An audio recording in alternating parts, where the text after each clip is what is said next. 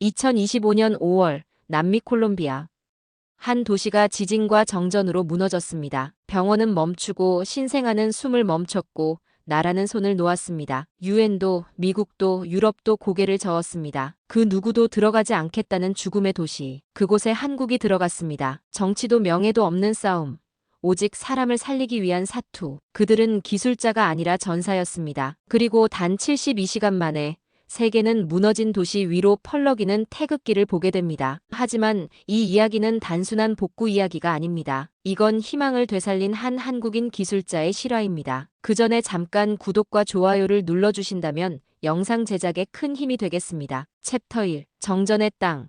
그곳엔 절망만 있었다. 안녕하세요. 저는 한상우라고 합니다. 한국전력기술연구소에서 28년째 전력 시스템을 연구하는 58세 기술자죠. 오늘 들려드릴 이야기는 제 인생에서 가장 잊을 수 없는 71시간 58분에 관한 것입니다. 2025년 5월 15일 오전 6시 30분 남미 콜롬비아 북부 라루나시티에서 규모 7.2 강진이 발생했어요.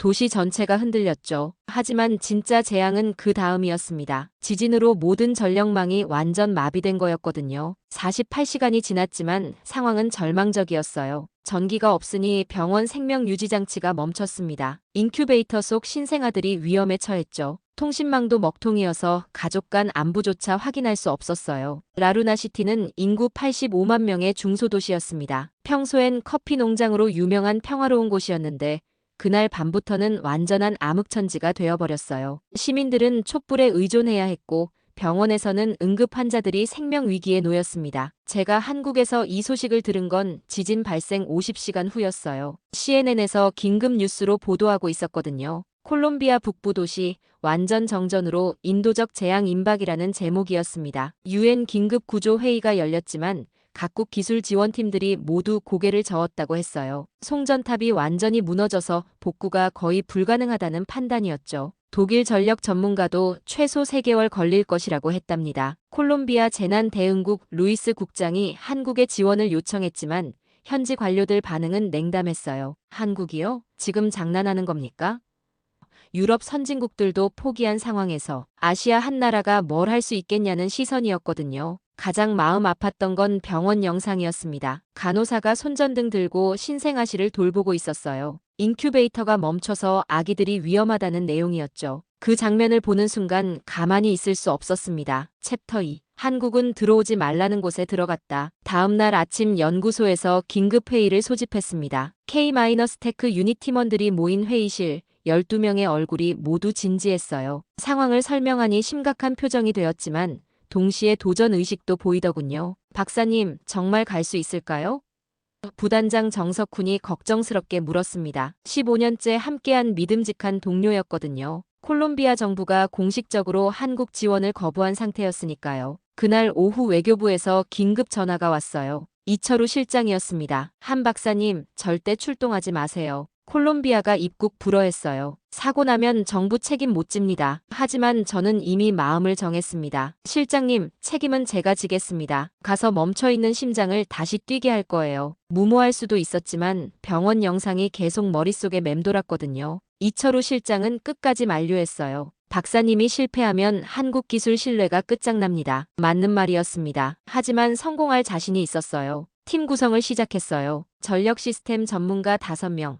태양광 기술자 3명, ESS 전문가 2명, 통신 엔지니어 2명까지 총 12명. 모두 각 분야 최고 전문가들이었죠. 장비 준비가 가장 큰 문제였습니다. 휴대용 태양광 모듈 50개, ESS 10대, 긴급 송전 장비까지 무게만 5톤이 넘었어요. 다행히 민간 화물기를 이용할 수 있었습니다. 인천공항에서 가족들에게 인사했어요. 아내는 걱정스러운 표정이었고 딸아이는 아빠 파이팅이라고 응원해줬죠. 아들은 아빠가 세계를 구하러 가는 거야?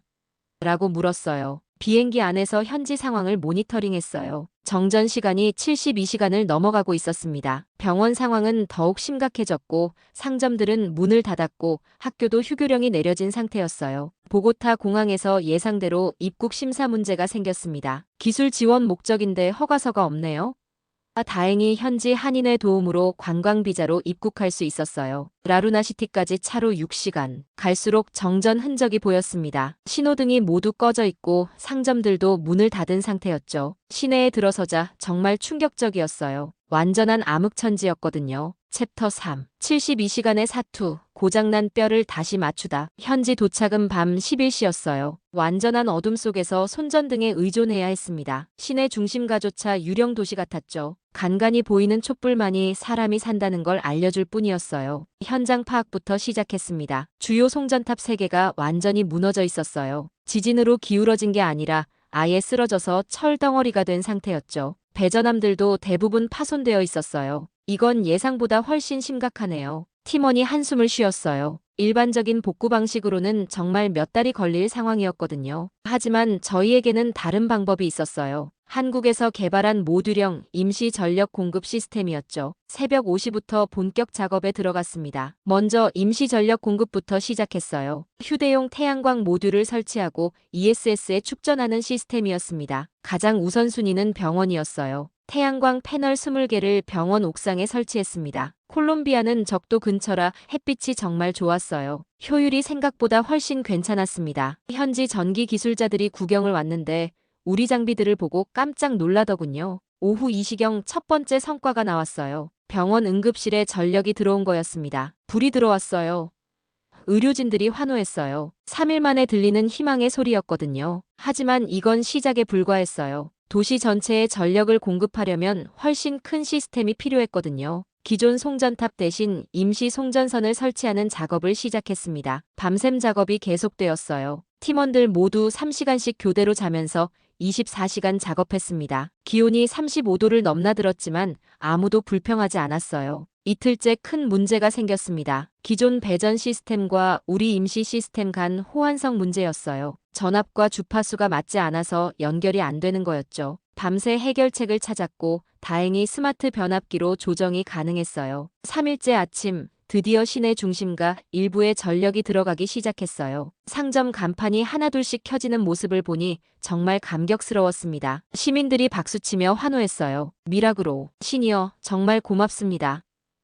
한 할머니가 눈물 흘리며 다가왔어요. 3일 동안 어둠 속에서 지낸 분이었죠. 그 모습을 보니 저도 모르게 눈물이 났습니다. 챕터 4. 죽어가던 병원, 다시 눈을 떴다. 3일째 오후 가장 중요한 순간이 찾아왔습니다. 병원 전체에 안정적인 전력을 공급하는 것이었어요. 응급실뿐만 아니라 수술실, 신생아실, 중환자실까지 모든 곳에 전력이 필요했거든요. 신생아실 상황이 가장 심각했습니다. 인큐베이터 3대가 72시간째 멈춘 상태였어요. 미수가 3명이 들어있었는데 체온 조절이 안 되어 정말 위험했죠. 의료진들이 24시간 교대로 손으로 체온을 유지하고 있었어요. 마리아 소아과 의사를 만났습니다. 3일 동안 거의 잠을 못 잔 상태였어요. 박사님, 지금 당장 전력이 필요해요. 아기들 상태가 점점 나빠지고 있어요. 아기들을 직접 보니 정말 마음이 아팠습니다. 작고 연약한 생명들이 전기 없이는 살 수 없는 상황이었거든요. 특히 가장 어린 아기는 태어난 지 겨우 일주일밖에 안 됐어요. ESS 시스템을 병원 전용으로 재설정했습니다. 다른 곳 전력을 잠시 줄이더라도 병원부터 안정화하기로 했거든요. 팀원들이 총력을 기울여 배선 작업을 마쳤어요. 오후 6시 30분.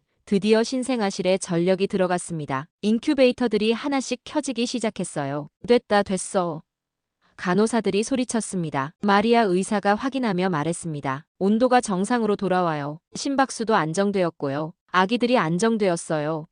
3일 동간 쌓인 피로가 한순간에 날아갔습니다. 의료진들이 울기 시작했어요. 신생아 3명을 지킬 수 있게 됐습니다. 정말 감사해요. 마리아 의사의 목소리가 떨렸어요. 수술실 전력도 복구되었습니다. 3일 동안 미뤄왔던 응급수술들을 다시 시작할 수 있게 된 거였죠. 외과 의사들이 바로 수술 준비에 들어갔어요. 중환자실도 정상 가동되기 시작했어요. 인공호흡기가 다시 작동하고 심전도 모니터들이 환자 상태를 체크하기 시작했습니다. 그 순간 병원 로비에서 박수가 터져 나왔어요. 환자 가족들과 자원봉사자들이 일제히 박수를 쳤습니다. 고마워요, 한국. 누군가 외쳤어요. 갑자기 병원 밖이 소란스러워졌어요. 남미 방송국 기자들이 몰려든 거였어요. CNN과 BBC에서도 취재진을 보냈다고 하더군요. 한 기자가 인터뷰를 요청했어요. 어떻게 이런 기적이 가능했나요? 저는 솔직하게 답했습니다. 기술과 간절함이 만났을 때 불가능한 일도 가능해집니다. 가장 감동적이었던 건 한 간호사가 신생아 중 한 명의 이름을 코리아라고 지었다는 소식이었어요. 한국 덕분에 살았다고 해서 말이죠. 챕터 5. 현지 관료들. 인정할 수 없는 진실 앞에서 흔들리다. 4일째 오전 콜롬비아 산업부 호르의 장관이 현장에 나타났습니다. 검은 정장을 입은 장관의 표정이 매우 심각했어요. 보좌관을 데리고 왔는데 분명 기분이 좋지 않았죠. 이 작업을 누가 승인했습니까? 장관이 날카로운 목소리로 물었어요. 현지 관계자들이 어쩔 줄 몰라 했습니다. 공식 허가 없이 진행된 작업이었거든요. 루이스 국장이 변명하듯 말했습니다. 장관님, 상황이 급박해서. 하지만 장관은 고개를 저었어요. 한국 기술을 채택하면 우리가 무능하다는 걸 인정하는 셈입니다. 유럽 전문가들도 포기한 일을 아시아인들이 해냈다고 하면 국제적 망신입니다. 보좌관이 덧붙였어요. 정말 한심했습니다. 기술보다 자존심이 더 중요하다는 시기였거든요. 그때까지 저는 묵묵히 듣고 있었어요. 하지만 더 이상 참을 수 없었습니다. 조용히 일어나서 장관에게 다가갔죠. 모든 사람이 숨을 죽이고 지켜봤어요. 장관님, 목숨을 살리겠다는 게 정치입니까?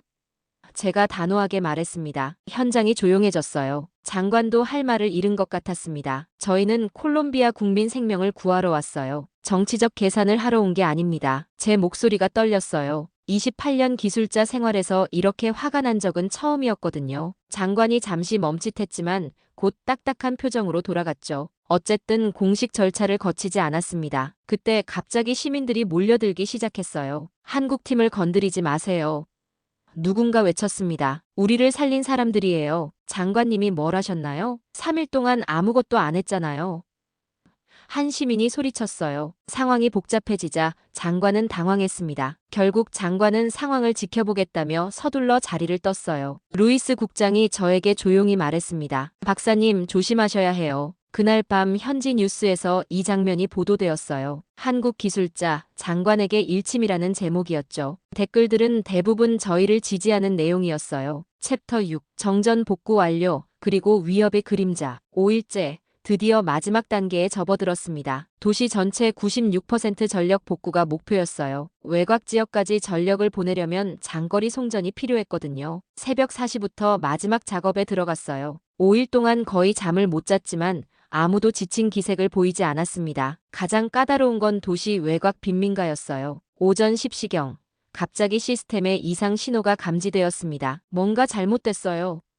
통신 담당자가 소리쳤어요. 확인해보니 외부에서 시스템 접근을 시도하는 흔적이 발견되었어요. 해킹 시도였습니다. 데이터가 왜곡되고 있어요. 누군가 우리 전력 시스템을 무력화하려는 거였죠. 5일간의 노력이 물거품이 될 뻔했어요. 다행히 K- 보안 모듈이 있었어요. 한국에서 개발한 자동 방어 시스템이었거든요. 방어 알고리즘이 작동했습니다. 해킹 시도는 완전히 차단되었어요. 현지 기술자들이 깜짝 놀랐습니다. 한국 기술이 정말 괴물이군요. 단순히 전력만 복구하는 게 아니라 보안까지 완벽한 시스템이었거든요. 오후 2시 드디어 역사적 순간이 찾아왔습니다. 71시간 58분 만에 도시 전체 96% 전력 복구를 완성한 거였어요. 성공했습니다. 정석훈이 환호했어요. 위성 사진으로 본 라루나시티가 별처럼 반짝이고 있었어요. 5일 전 캄캄했던 곳이 이제 환하게 빛나고 있었거든요. 현지 방송에서 생중계를 시작했어요. 기적의 복구 완료, 한국 기술의 승리라는 자막이 나왔습니다. 이것은 단순한 전력 복구가 아닙니다. 희망의 복구예요. 그날 저녁 시내 곳곳에서 축제가 벌어졌어요. 5일 만에 되찾은 전기를 축하하는 거였죠. 상점들이 문을 열고 음식점에서 따뜻한 음식을 만들기 시작했어요. 병원에서 좋은 소식이 왔어요. 인큐베이터 속 신생아 3명이 모두 건강하게 회복되었다는 거였죠. 마리아 의사가 직접 전화로 감사 인사를 했어요. 챕터 7. 포기했던 도시가 가장 먼저 감사를 보냈다. 복구 작업이 끝난 다음 날 라루나시티 전체가 축제 분위기였어요. 시민들이 자발적으로 거리로 나와서 한국의 감사를 표현하기 시작했거든요. 가장 놀라웠던 건 시내 중심가 거대한 벽화였어요. 시민들이 밤새 그린 태극기 벽화였거든요. 그라시아스 코레아 델 수르 당신들이 우리를 살렸어요 라는 메시지가 적혀 있었어요. 현지 방송에서 시민 인터뷰를 했어요. 한 할아버지가 말했습니다. 이건 단순한 전기가 아니에요. 희망이에요. 한국이 우리에게 희망을 선물해 준 거예요. 카페 사장 카를로스 씨도 감동적이었어요. 5일 동안 문을 닫을 수밖에 없었는데 이제 다시 손님들을 맞을 수 있어요. 인생도 다시 시작하는 기분입니다. 어린 학생들이 단체로 감사 편지를 보내왔어요. 서툰 한국어로 고마워요. 한국 아저씨들이라고 적혀 있었죠. 아이들이 직접 그린 태극기 그림도 함께 들어 있었어요. 시청 광장에서 감사 집회가 열렸어요. 수천 명이 모였습니다. 태극기를 들고 온 사람들도 많았어요. 코리아, 코리아 하는 함성이 광장 전체에 울려 퍼졌죠. 시장이 연설했습니다. 오늘 우리는 진정한 우정이 무엇인지 배웠어요. 한국은 우리가 어려울 때 손을 내밀어준 진짜 친구입니다. 제가 마이크 앞에 서자 한 어린 소녀가 무대로 뛰어 올라왔어요. 8살쯤 되어 보이는 아이가 손에 편지를 들고 있었어요. 한국 아저씨, 이거 받아주세요. 편지를 읽어보니 한국어로 쓰여 있었습니다. 고마워요. 우리 할머니가 병원에서 수술받을 수 있게 됐어요. 정말 눈물이 날 뻔했어요. 그날 밤 호텔에서 하루를 정리하며 생각했어요. 기술자로서 이런 보람을 느껴본 건 처음이었습니다. 단순히 기계를 고치는 게 아니라 사람들 삶을 바꾼 거니까요. 현지 방송에서는 계속 감사 메시지가 나왔어요. 한국의 기술과 정신을 배우고 싶다.